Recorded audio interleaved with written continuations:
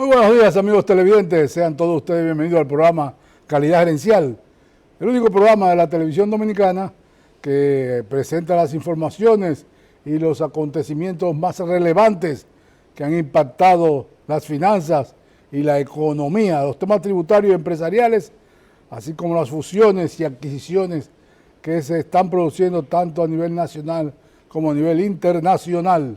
Todo esto por su canal 19 de Cinevisión, pues todos los domingos a partir de las 12 del día. Bien, para entrar a ver en detalle, veamos cómo estuvo la Bolsa de Valores de Nueva York.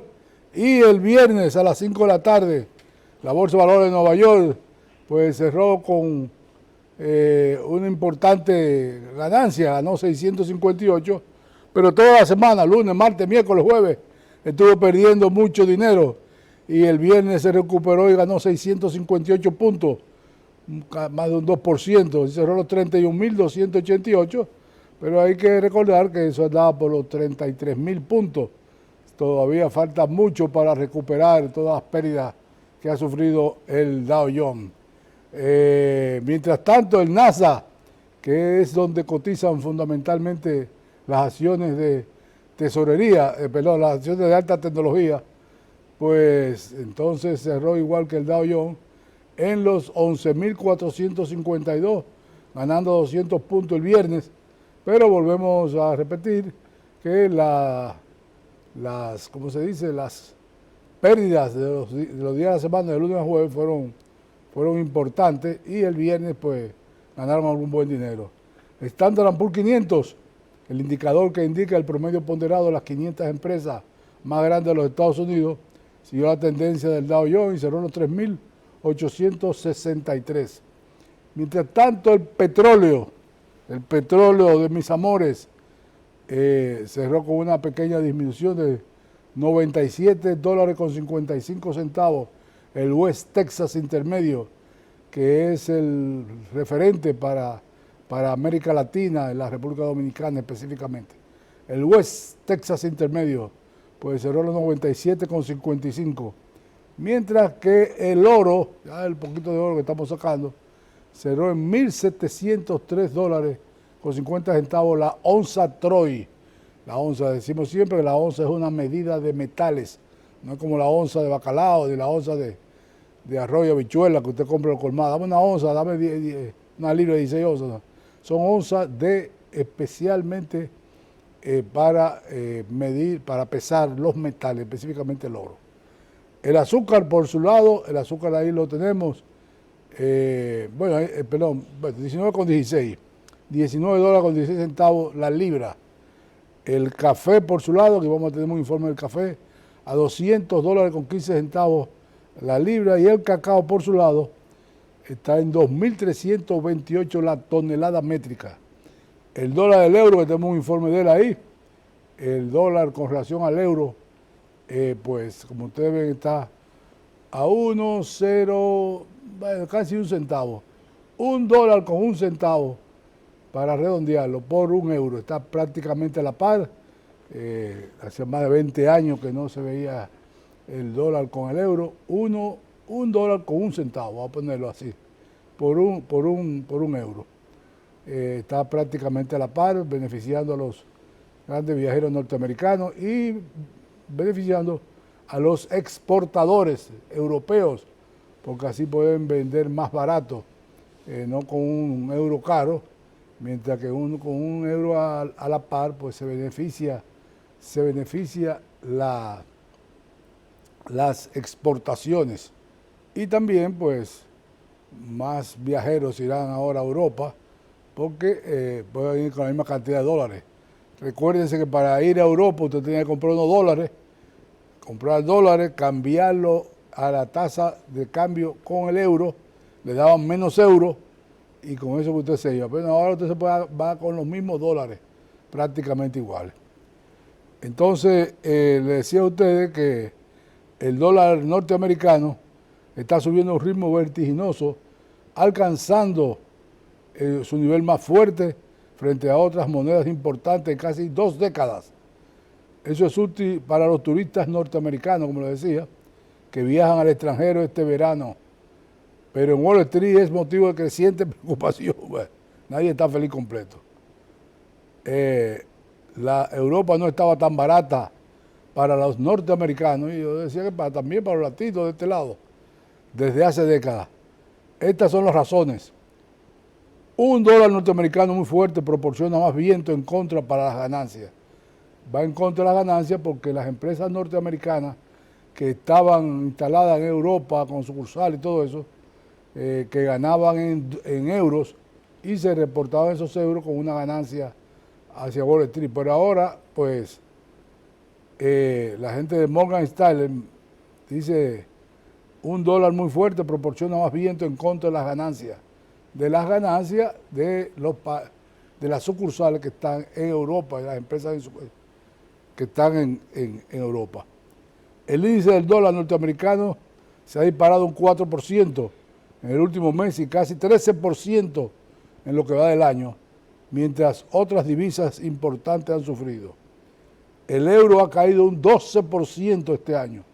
Alcanzó la paridad con el dólar norteamericano por primera vez en 20 años, a medida que los temores sobre la economía de la región, avivados por la guerra de Rusia en Ucrania, empujan a los inversores a deshacerse de sus tenencias.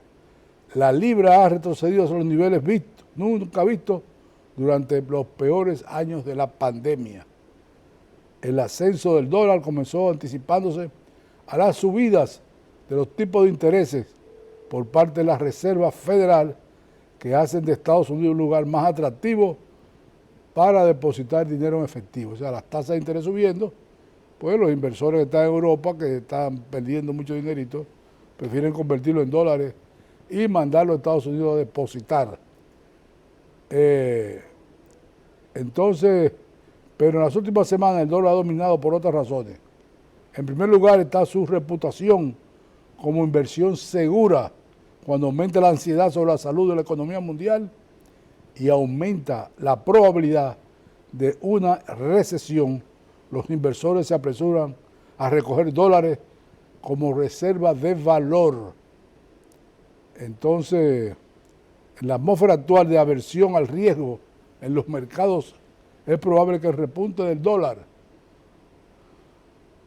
el dólar obviamente norteamericano, se continúe en el corto plazo. Entonces dice aquí que otras monedas tradicionales de refugio seguro no están recibiendo el mismo impulso. El franco suizo ha subido casi un 8%. El yen de Japón ha sido volátil y recientemente alcanzó su nivel más débil frente al dólar desde 1988. Bueno. Entonces, también dice, Europa está lidiando con una creciente crisis energética que podría ser mucho más difícil para el Banco Central Europeo luchar contra la inflación. Algunos funcionarios están preocupados de que el gasoducto Nord Stream 1, crucial para el envío de gas de Rusia a Alemania, que está cerrado por un mantenimiento de rutina, no puede reiniciarse con normalidad a finales de este mes. Esto podría obligar a los gobiernos a realizar intervenciones de emergencia. O sea, se habla de que puede venir un invierno muy duro para los europeos si continúa la guerra en Ucrania y todavía Rusia quiere mantener como castigo a los que se han opuesto a la guerra en Ucrania y a favor de Ucrania y en contra de Rusia. Rusia es el mayor exportador de gas natural de Europa y el mayor exportador de petróleo. Luego de Arabia Saudita es el segundo mayor productor de petróleo. Entonces ya eso está ahí. ¿Qué significa todo esto? Un dólar más fuerte les da a los norteamericanos más poder adquisitivo cuando están fuera del país. Pero como señaló alguien, no es necesariamente algo bueno para las acciones, ya que reduce el valor de las ventas y ganancias internacionales de corporaciones americanas, como le explicaba. O sea, empresas norteamericanas que están en el exterior, poniendo en Europa, pues las ganancias antes eran en euros muy fuertes y cuando se cambiaba, se reportaba, tenía un valor adicional de ganancia, pero ahora no tiene igual ganar en Estados Unidos. Se han reducido las ganancias, en otras palabras, por el cambio. Entonces, vamos a ver. JP Morgan Chase, el banco más grande de los Estados Unidos y uno de los más grandes del mundo, obtuvo un beneficio de 16.931 millones de dólares en el primer semestre de 2022, pero parece mucho, 16.000 millones, pero es un 35.49% menos en comparación con el mismo periodo del año pasado, ya que el banco lo que hizo el banco para tener menos ganancias es que reservó más dinero para cubrir posibles pérdidas ante los crecientes riesgos de una recesión. Según anunció el grupo bancario con sede en Nueva York, este jueves, pues lo hizo en medio de un comunicado, su facturación entre enero y junio ha sido de 30.715 millones de dólares, lo que supone un aumento de casi 0.77% respecto al mismo tramo, en el que ganó 30.479. En cuanto a los datos del segundo trimestre, en lo que se fijaba Wall Street esta mañana, JP Morgan Chase registró un descenso en sus ganancias del 28% a nivel interanual, hasta los 8.649 millones de dólares, mientras que elevó sus ingresos en un 1%, hasta los 30.000. Estamos hablando de demasiado dinero, pero como este es un programa que está manteniendo al día cómo están los eventos en el mundo, el presidente ejecutivo Jamie Dimon enfatizó hoy la necesidad de construir reservas de capital y remarcó su preocupación por Ucrania, la alta inflación y el ajuste nunca antes visto como amenazas para el crecimiento económico mundial. O sea, está el problema de Ucrania y la alta inflación y el ajuste, como no se había visto, están acostumbrándose a algo nuevo los norteamericanos. Los resultados de JP Morgan divulgados antes de la apertura de la sesión de la Bolsa de Valores no superaron las expectativas de los analistas y las acciones bajaban casi un 1% en operaciones electrónicas previas. Otro banco que hizo su informe, y como este es un programa de información, de educación, la ganancia de Citigroup supera las expectativas ante auge de comercialización. Citigroup reportó el viernes un descenso del 27% de las ganancias trimestrales, menor al esperado, ya que la mesa de negociación del tercer banco más grande de los Estados Unidos aprovechó el aumento de la volatilidad del mercado, amortiguando una caída en la banca de inversión. Los ingresos en el negocio de mercados aumentaron en un cuarto a 5.300 millones de dólares, gracias a la volatilidad en los mercados de materias primas y divisas, un segmento particularmente fuerte para el banco. Entonces las acciones del Citi escalaban 6.3% en la apertura del mercado. Las ganancias del banco cayeron 4.500 millones de dólares, o 2.19 dólares por acción en el trimestre finalizado el 30 de junio, frente a los 6.200 millones de dólares a 2.85 dólares por acción del año anterior. La caída de las ganancias también reflejó un aumento de 375 millones de dólares a sus reservas para préstamos incobrables. Están llevando mucho dinero por la expectativa de la recesión. Ante el creciente temor de una recesión, como les decía. Un año antes del excepcional estímulo gubernamental y la recuperación de la economía, tras la pandemia, le habían permitido liberar 2.400 millones de dólares de reserva. Eso llevó a que los costos de los costos de los créditos aumentaron a 1.300 millones de dólares, lo que supone un fuerte contraste con el beneficio de 1.070 millones de dólares del año anterior. Entonces dice, en el negocio de soluciones de tesorería y comercio, Citigroup anotó un aumento del 33% en los ingresos a 3.000 millones de dólares gracias a un mayor margen de intereses y al crecimiento de las comisiones. El banco reveló una exposición, estamos hablando del banco Citigroup, para los que sintonizaron tarde, el banco que reveló una exposición de 8.400 millones de dólares a Rusia hasta el segundo trimestre, dijo que estaba considerando opciones para salir de su negocio de banca comercial y de consumo en el país. Como el banco más global de Estados Unidos, Citigroup se ha visto afectado por las sanciones occidentales contra Rusia tras su invasión a Ucrania.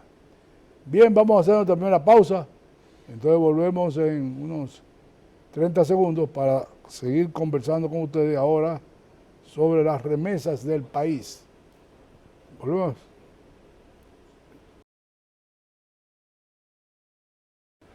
Bien, estamos de vuelta con el programa Calidad Gerencial.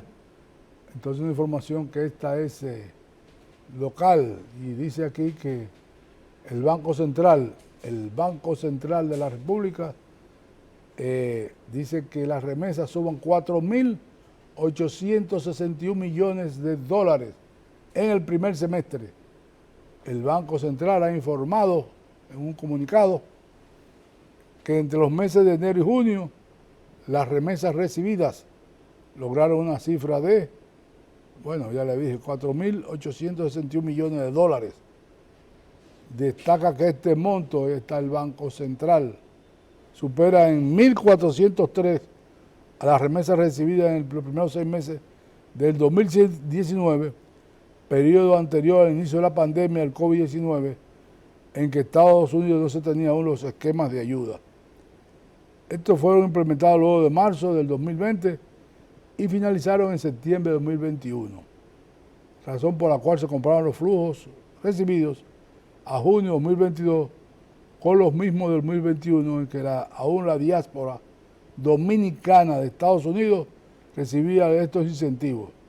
Y por tanto se observa una reducción de unos 66 millones de dólares.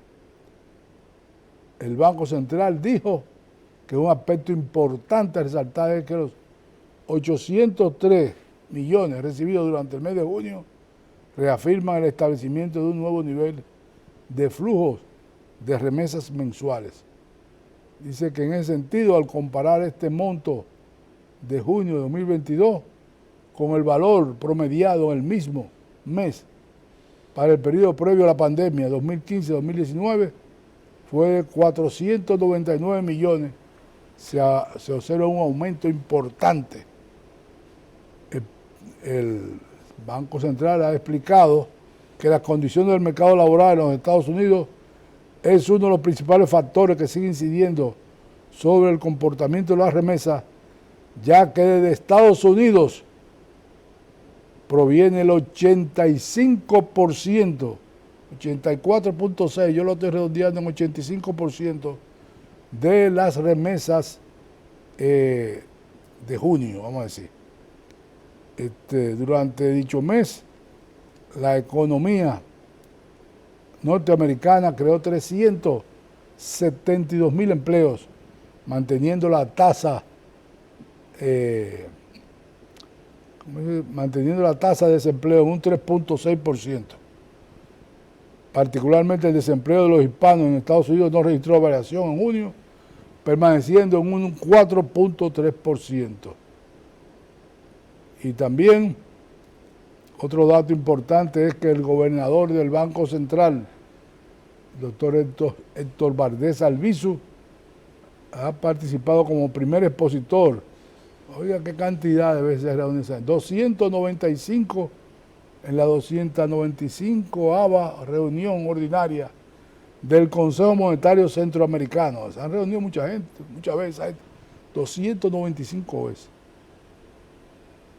El Consejo Monetario Centroamericano, compuesto por los presidentes de los bancos centrales de la región, donde se discutió sobre el desempeño y las perspectivas económicas de los países de Centroamérica y la República Dominicana, con la participación de funcionarios del Fondo Monetario Internacional y del BID como invitados especiales. Durante su intervención, el señor Valdés Albizu que la rápida recuperación del 2021, la economía dominicana ha mantenido un buen desempeño al registrar una expansión promedio del 5.6% en el indicador mensual de actividad económica entre enero y mayo de este año. Indicó que a pesar de que el actual contexto internacional está cargado de incertidumbre, la economía criolla ha probado ser resiliente ante los choques adversos, por lo cual se prevé que crecerá en torno a un 5% al cierre de 2022, que es lo que se acerca a su crecimiento potencial, lo que se acerca a su crecimiento.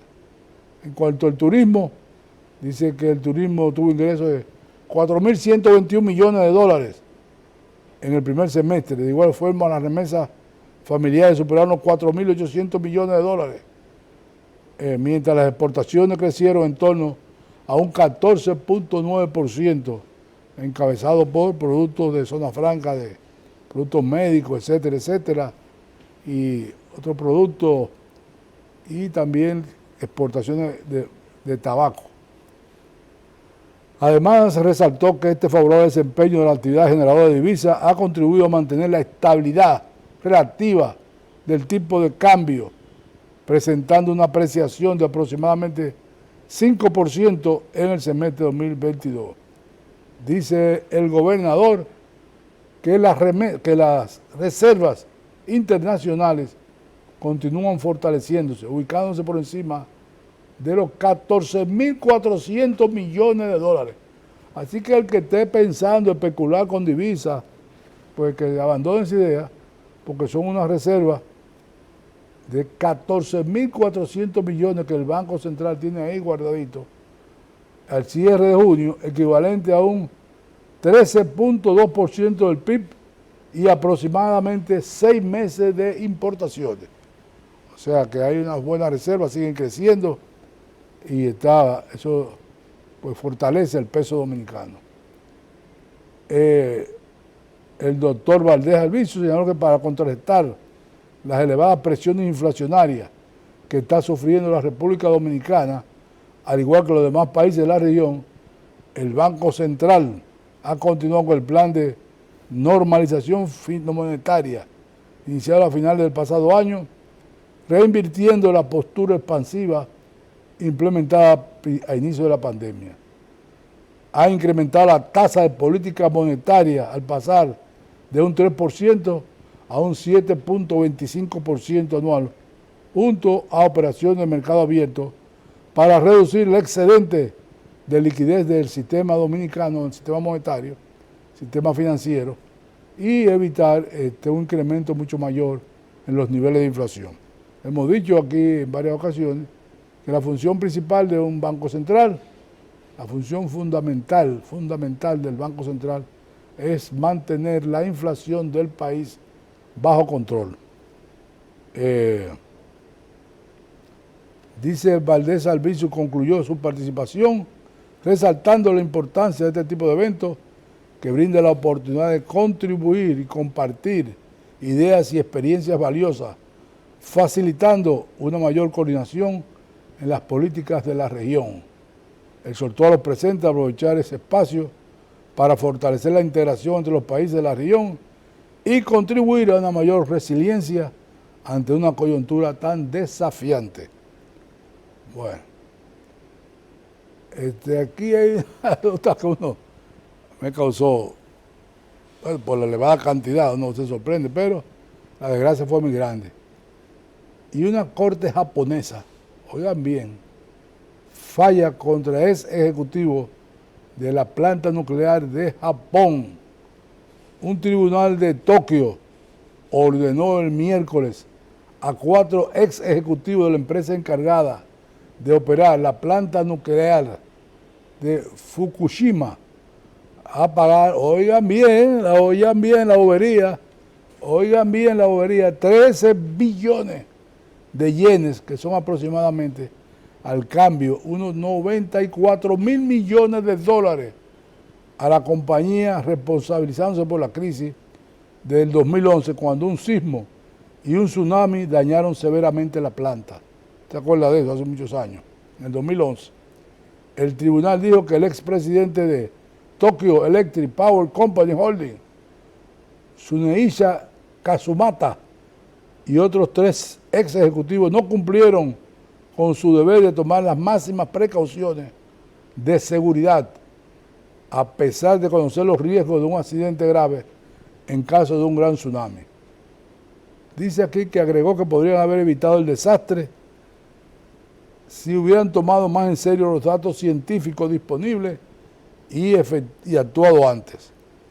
Un terremoto de magnitud 9.0 y un tsunami destruyeron los sistemas de refrigeración en la planta de Fukushima Daiichi, lo que derritió sus 3 reactores y causó una gran contaminación radioactiva en la zona, obligando a miles de residentes a irse de sus hogares debido a los riesgos. Un grupo de 48 accionistas de TEPCO presentó la demanda en el 2012, exigiendo que Kazumata y otros 4 expresidentes de TEPCO, Masataka Shimizu, los expresidentes Sakae Muto e Ichiro Takekuro y otros ejecutivos, Akio Komori, paguen 22 millones de yen, unos 160.000 millones de dólares en daños a la compañía. La demanda acusa que ellos no prestaron atención a la predicción del tsunami de los expertos y no tomaron las medidas de precaución adecuadas para el tsunami lo suficientemente pronto. El juez presidente, oiga, una cosa complicada, complicadita esa, no sé dónde sacarán toda esa cantidad de dinero. Yoshihide Asakura dijo que los ex ejecutivos de TEPCO fundamentalmente carecían de conciencia de seguridad y sentido de responsabilidad, dijo el juez. El fallo señaló que TEPCO podría haber evitado el desastre si hubiera llevado a cabo el trabajo de construcción necesario para evitar que las áreas clave de la planta se inundaran, incluida la impermeabilización de los edificios del reactor. El fallo del miércoles contrastó con una decisión de la Corte Suprema el mes pasado que encontró que el gobierno no es responsable de pagar la compensación solicitada por miles de residentes de Fukushima por la pérdida de sus trabajos, medios de vida y comunicaciones. Dijo que un tsunami de esa magnitud no era previsible. Bueno, ya usted sabe. Vamos a hacer nuestra segunda pausa y volvemos entonces en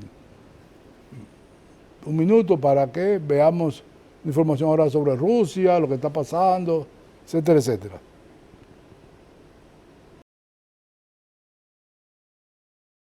Bien, estamos de vuelta con el programa Calidad Gerencial.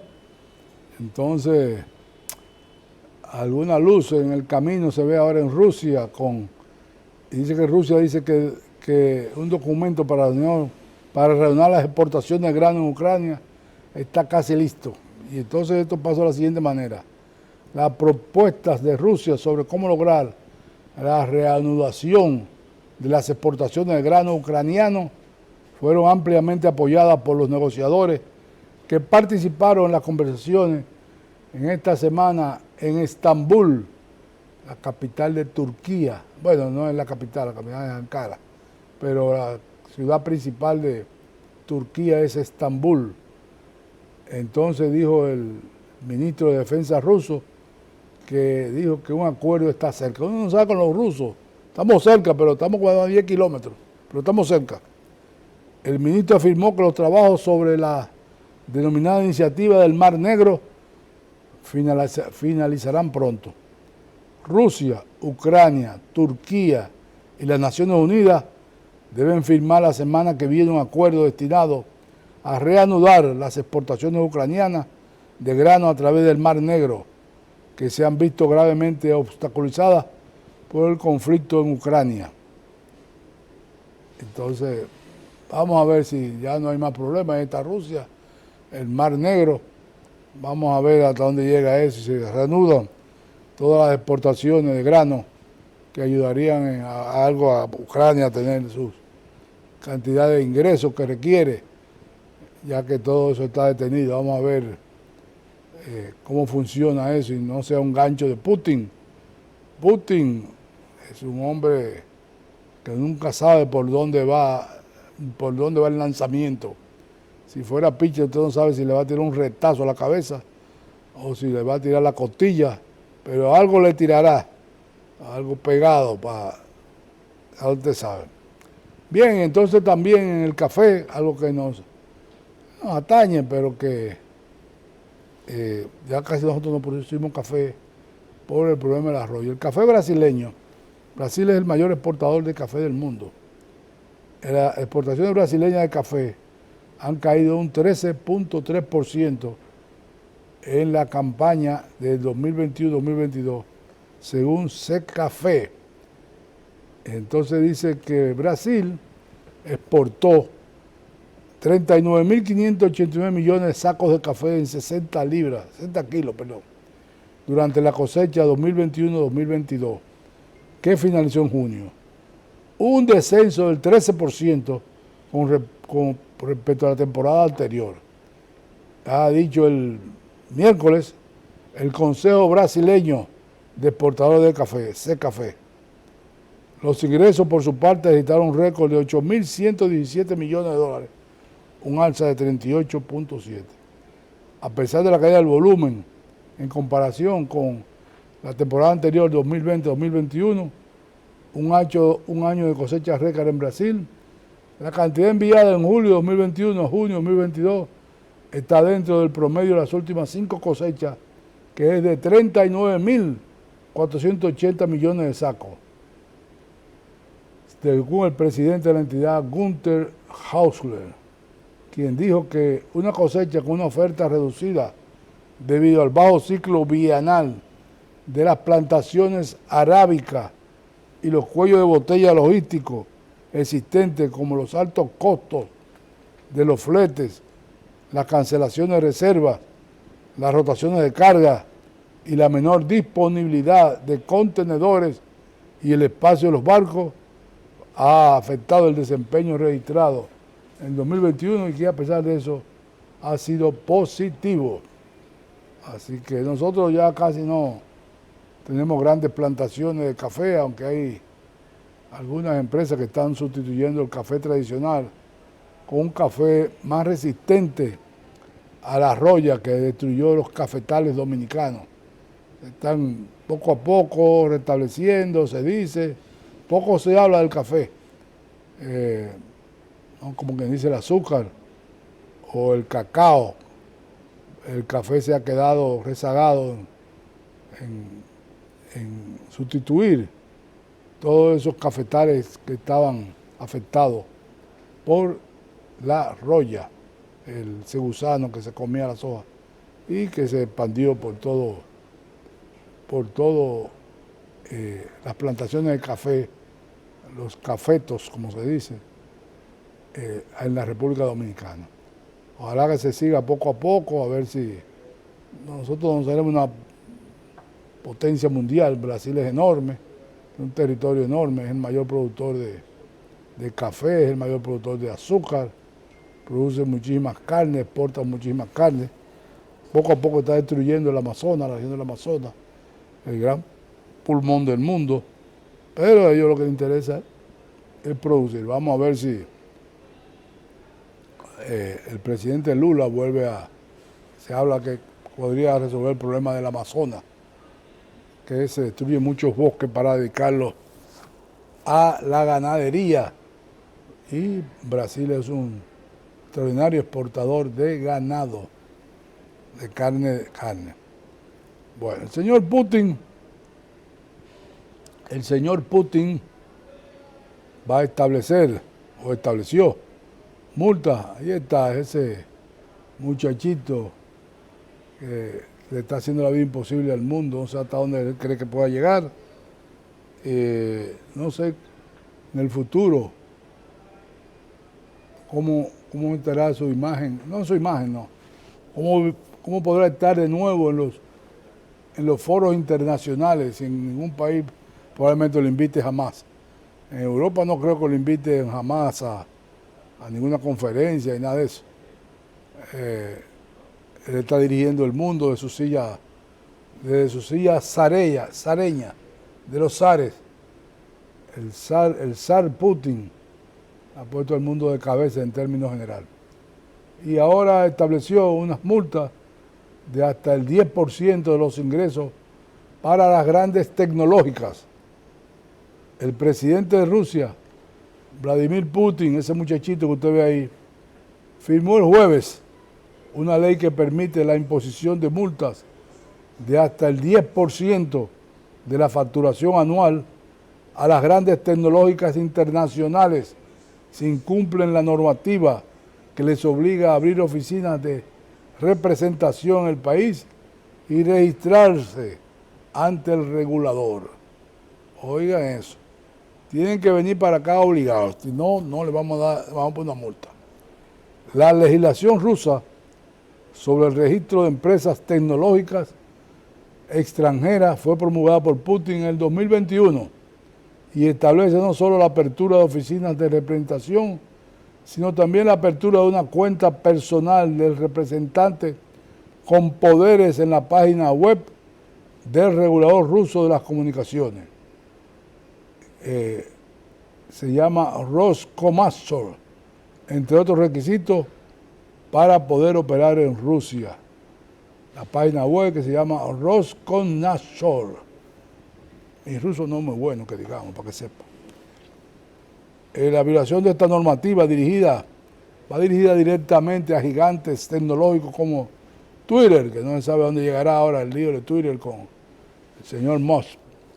Bueno, también el gigante tecnológico Google, Facebook, o Meta, como se llama ahora, o Telegram, puede ahora acarrear multas entre un 6.6% y el 10% de volumen del negocio anual de estas empresas en Rusia, un 10% de los ingresos del volumen, mucho dinero de la multa. Bueno, una violación reiterada de la ley establece una sanción económica de entre una décima parte y una quinta parte de los ingresos totales de un ejercicio fiscal anterior. O sea, una violación reiterada de la ley establece una sanción económica entre una décima parte y una quinta parte. Una quinta parte es el 20% de los ingresos totales de un ejercicio anterior. En el caso de incumplimiento de la legislación sobre el registro de tecnologías extranjeras, las sanciones más graves son un bloqueo parcial o total de sus actividades.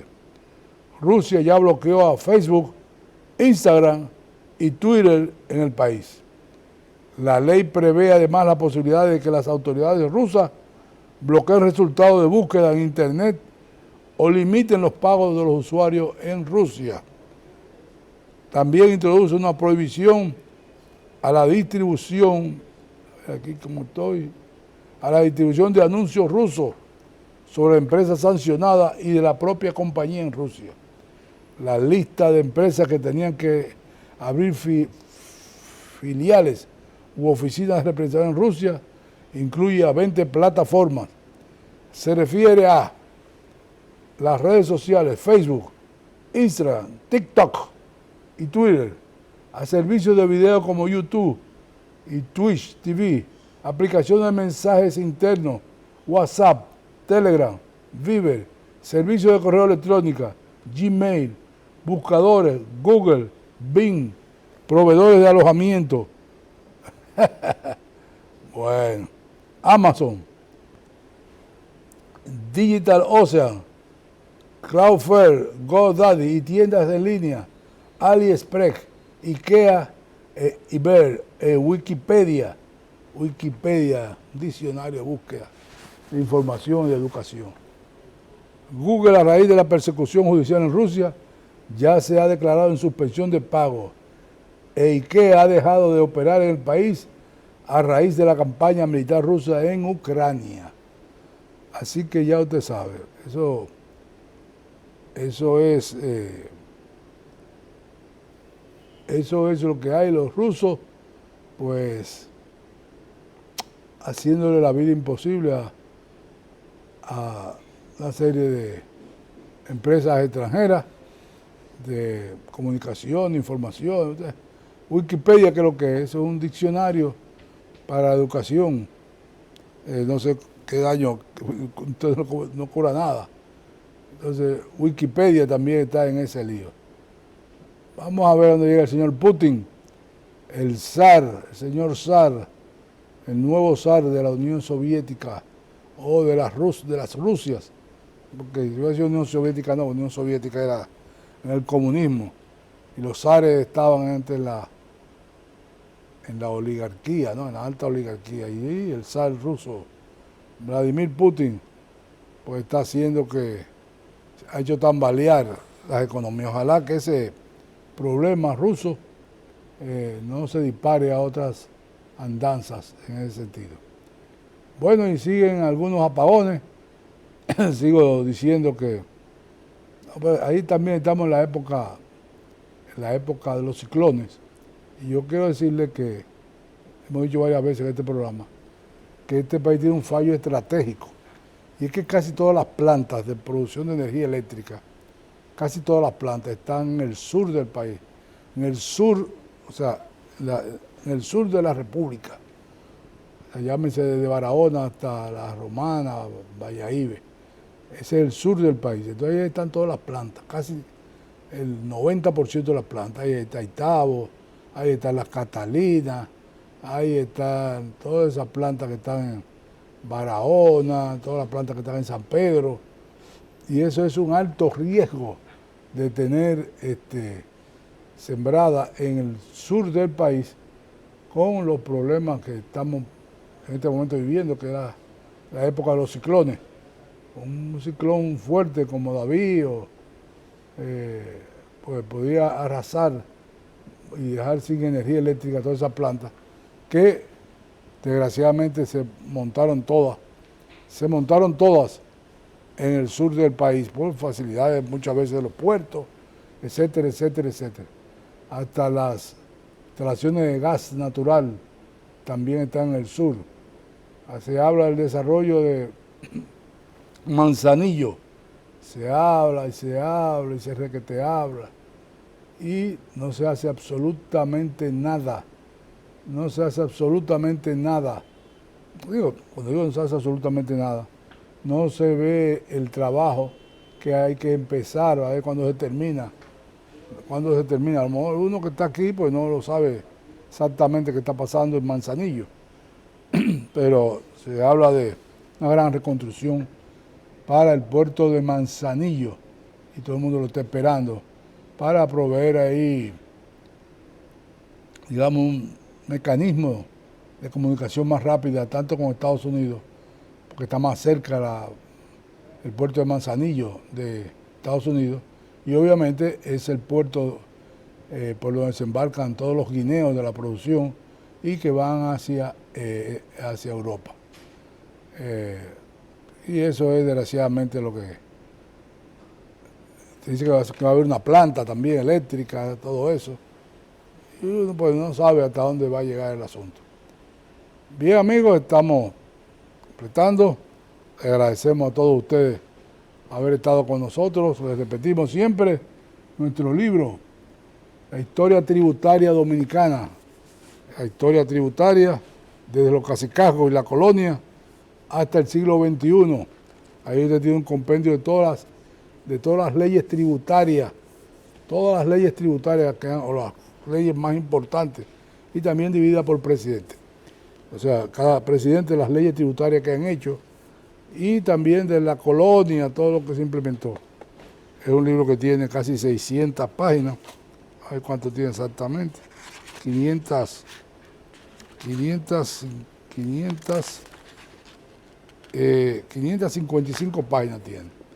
Si a usted le interesa tener que esa es la parte tributaria, conocer la historia, ver la historia, está dividida por presidente, pues usted la puede adquirir en Cuesta, Centro del Libro, como una materia, como le digo, una materia importante como es la historia tributaria, la tributación.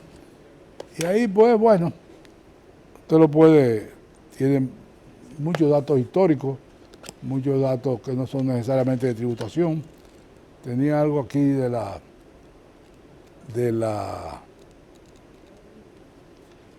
Pero eso lo conversaremos ya en la próxima. Lo que fue el Hospital Salvador B. Gautier. El hospital fue un asunto que creó el régimen de Trujillo. Fue un hospital fue un hospital emblemático, uno de los hospitales más modernos que hubo en un momento en el Caribe. Pero eso lo vamos a conversar la semana que viene. Le agradecemos a todos ustedes haber estado con nosotros y esperamos verlos el próximo domingo en otro programa de Calidad Gerencial.